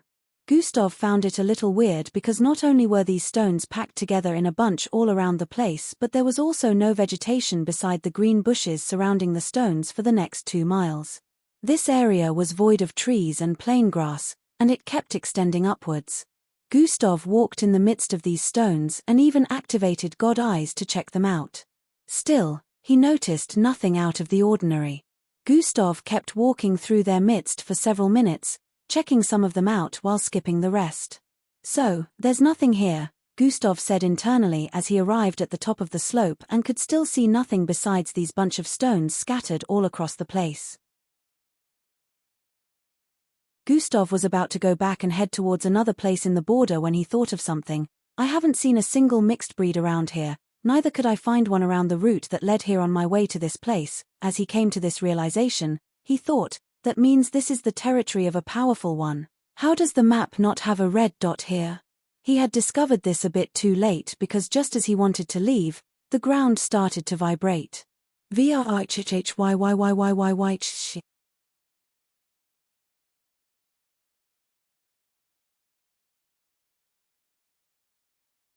Chapter 291. He had discovered this a bit too late because just as he wanted to leave, the ground started vibrating. Huh! Gustav exclaimed as he noticed the ground started to split open in different places. Sprint has been activated. Gustav activated Sprint and dashed towards the forest area about 3,000 feet away. He noticed that the ground was not only vibrating, but it also elevated, so he wasn't interested in staying around to see what would happen next. Because, instinctively, he knew it was definitely going to be something he couldn't handle. Gustav was right by running in the opposite direction because at this moment, his senses warned him of immense danger. As he dashed across the place, dodging the pile of stones placed on the ground in different spots, the ground behind him was splitting up in lines like they were chasing after him. The moment he was close to reaching the forest of trees up ahead, the head of a massive creature burst forth from underneath the ground. The creature's head was rhombus-like in shape, whitish in color, with one massive eyeball in the middle of its head and another massive eyeball underneath its large mouth that happened to be in the middle of both eyes. Its head was full of weird wriggling whisker-like things that protruded out of its skin. As it shot out of the ground, the weird stones that were in a bunch around the place could be seen glued to its massive body that was like that of a snake. Its body skin was gray in color, and those bunch of stones were not actual stones. Instead, they were a part of its skin. The tip of these bunch of stone-like things opened up, and fumes of green gases oozed out of it. The creature was so massive that it would only need a single lunge to arrive before Gustav. Gustav only turned around to stare at it for an instant. In that instant, he scrutinized the creature's features and turned back around to run at full speed. I can't win against that, Gustav said internally as he activated combination. Sprint plus dash, zwoosh. An airstreak was cut across the place as Gustav's body dashed through the forest of tall trees with immense speed. The creature stared in the direction of the forest as it noticed dust forming a long trail. Its two massive black eyes squinted as it opened its massive mouth that was in between. Sweewee. The creature who had obviously noticed Gustav delved downwards towards his position. Gree. Gree. Gree. Trees were uprooted from the ground as its head smashed into them while they moved. In almost an instant, it arrived behind Gustav, who had already gotten quite a distance away earlier. Luckily Gustav had already predicted this, so he was already descending. Vroo! Gustav's body descended, causing the creature to miss him as its body kept extending forward and was only a few centimeters above Gustav. Ah! Gustav noticed one of the pointy bunches of the stone-like objects on the creature's body slashing towards him from ahead. The creature was still moving forward due to missing Gustav, but this stone-like object was heading towards Gustav, who was lying on the ground with immense speed. Grab! Gustav reached out and grabbed the rock as it arrived before him. Swoosh! He was lifted into the air, along with the large snake-like creature who started turning its snaky body around after missing Gustav. Gustav was lifted far into the air as the creature straightened its body to stare at the forest region again. A trail of destruction had already been left in its wake. From above, it could be seen that lots of trees had been separated from the ground, leaving a lot of space within the forest. The creature noticed Gustav holding onto its body through one of those bunch of pointy-like stones. Fwoom! Green fumes of smoke shot out of the holes at the tip of the stone-like things on its body. The entire forest was suddenly covered in green smoke. Gustav hadn't expected this. The moment the smoke was shot out, It covered his entire body and forcefully penetrated his nostrils. Toxin immunity has been overridden, host body functions has been paralyzed. Gustav lost control of his body as the smoke infiltrated every nook and cranny of his insides. He tried holding on, but he couldn't. His fingers slipped from the stone-like objects, and he fell. Zwoo-woon. His body descended from the sky at fast speed with no signs of movement. Swee. The snake-like creature twirled its body around with fast speed and dashed towards Gustav's descending body with its mouth wide open. Just as Gustav's body was only a few inches from being gobbled up, a red flash of light suddenly appeared out of thin air above Gustav. The light formed a pair of red wings as a man putting on a mask emerged from it and grabbed Gustav, who was still falling through the air. He pulled Gustav into the light, and they disappeared together. Paralysis will wear off in 10 seconds. Gustav saw this notification the instant his sight cleared up. He noticed he was now in another part of the borders with a masked man. The masked man was about 7 feet tall, clad in a long black cloak that covered the upper part of his body completely. His boots were also black in color. His entire frame was dark, and he looked quite menacing. Even the glow that surrounded him was a dark red one. "So, you finally revealed yourself," Gustav voiced out while still lying on the ground. The man squatted in front of Gustav and stared at him. "You must have inhaled that gas, which means you'll be paralyzed for the next 12 hours. Are you not even scared of what I might do to you?" he said with a husky and low tone. "Nah. You have been watching since. If you wanted to do something to me, you'd have done that already," Gustav replied without a tone of worry. You are one weird kid, Ilse," the man proceeded to ask before standing back up. "So, what did you want? Why have you been watching me? Who are you?" Gustav asked in quick successions while standing to his feet. "What? You've regained control of your body already?" the man asked with a tone of surprise.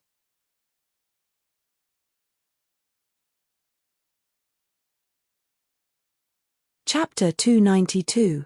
So, what did you want? Why have you been watching me? Who are you? Gustav asked in quick successions while standing to his feet. "You've regained control of your body already?" the man asked with a tone of surprise. Gustav shrugged off his surprised exclamations and asked again, "Who are you?" "I should be asking the same question, kiddo." His eyes suddenly turned fierce. "You shouldn't be here. Someone on your level of strength should not be able to get into this place," he voiced out suspiciously.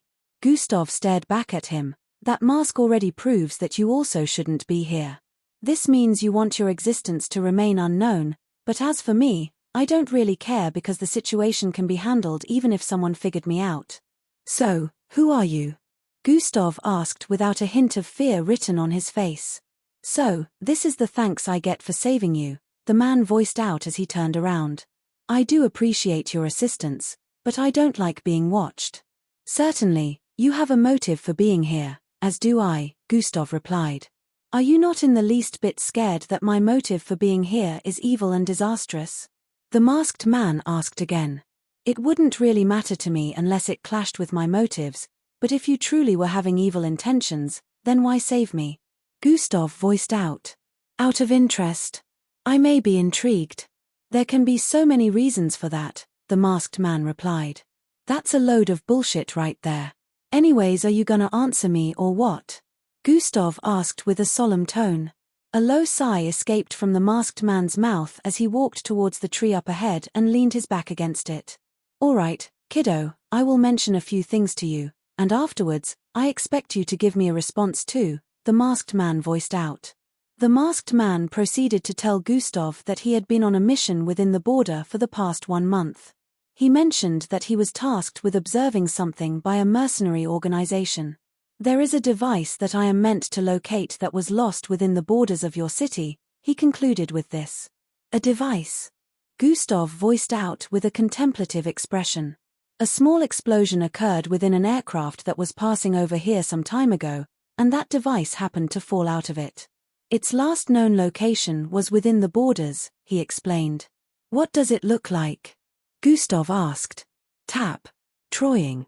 The masked man tapped his left sleeve area, and a holographic projection of a cylindrical-shaped item appeared above his arm. This cylindrically shaped item looked similar to old age batteries, but it was yellowish at the top and had a pyramid-shaped head. So what does that have to do with why you have been watching me? Gustav asked. I initially thought you were sent by an opposing organization since, according to the client, he wouldn't be the only one looking for the device. He said if others caught wind of it, they will also arrive here searching for it, and clashes would happen. He explained. After watching you for some time, I realized that your only purpose of coming here was to murder the mixed breeds and take their power, he added while observing Gustav's expression. Yes, I know about your multiple abilities. I have seen you use them, he voiced out with a tone of astonishment. I still wonder how a person like you exists. Making use of different abilities, he said with bafflement. What do you intend on doing with that information? Who else knows? Gustav asked. He didn't look worried as one would expect. This was because Gustav was aware that the man must have been watching, so there was no way he'd hide his abilities and risk ending up getting killed by the mixed breeds he was battling. If I were to have told anyone, you wouldn't have a moment of peace. The world will come for you knowing that there's a kid that can take the abilities of others and use them as his. Not only are you a threat, but you could also be a weapon if they figured out your secret, the masked man stated. For some reason, you don't seem to want this. Gustav had read the way the man spoke and figured that he wasn't after all that. Yes, I don't because I have something else in mind, but first off, tell me why you always come here. I don't think it's just to kill the low-level mixed breeds, the masked man asked. I don't know if you have noticed that mixed breeds go beyond the border, into the territory of living humans on the other side, Gustav asked. I did notice you battling one the other time. Are you saying it's not normal that they wander beyond the border? The masked man asked. Gustav nodded slightly in response. I have been tasked with finding the reason for that. They are not supposed to be able to go beyond the border, and whenever they do, they disrupt the lives of the humans living in the neighborhood on the other end. It is my job to prevent that, Gustav explained. The masked man's eyes now had a gaze of understanding after hearing that. How about this? Let's help each other. I noticed that you have a map of this place. I am missing one. We could divide the places searched. You'll go to the less dangerous places while I'll visit the dangerous ones. Time is of the essence, so I have to find this device as soon as possible, and you also need to find whatever is causing this problem. After the masked man finished speaking, he stretched out his hand for a handshake. Well, I have nothing to lose, Gustav said internally as he stretched out his hand to receive the handshake. For now, that was how they both collaborated to investigate the situation within the border. Gustav shared the map with the masked man, and the masked man shared the holographic projection of the device.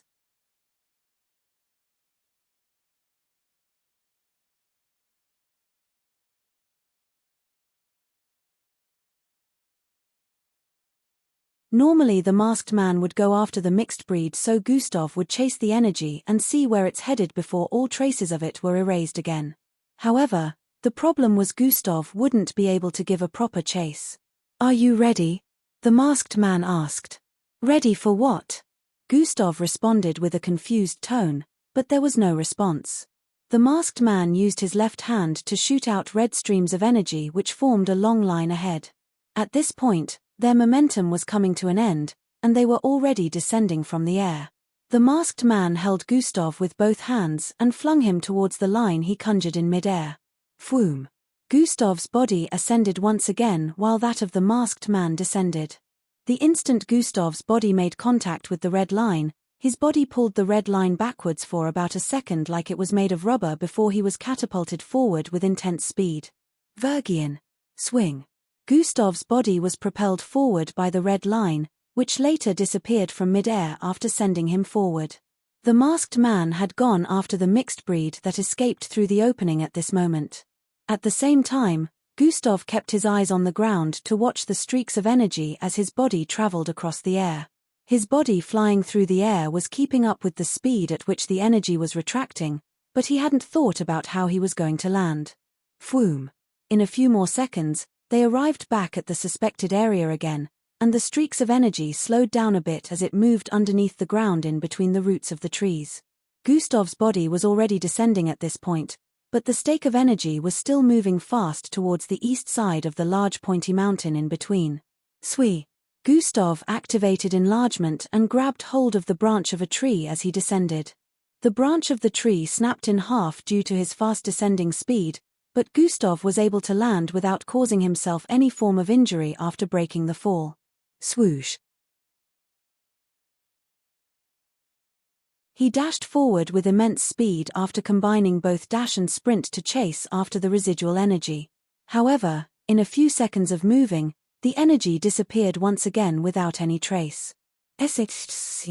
Gustav paused his movement as he arrived on the east side of the pointy rock, where trees could be seen everywhere. Gustav stared forward. "This time, I will get you," he stated as he moved forward. He stopped in front of a lineup of 6 trees and started circling around them. Although Gustav was unable to compete with the speed of retraction, he still used God eyes to zoom in his sight, so he was able to see where the residual energy had disappeared without a trace. And that just happened to be beneath the ground around where these 6 trees were located. "You need to get over here." Gustav touched the small button on the side of his ear as he spoke. A blasting sound rang in Gustav's ears before he got a response. "I'm on my way." You're tuning in to the Celestial War YouTube channel. Don't forget to subscribe and join us on this journey to catch the most captivating stories.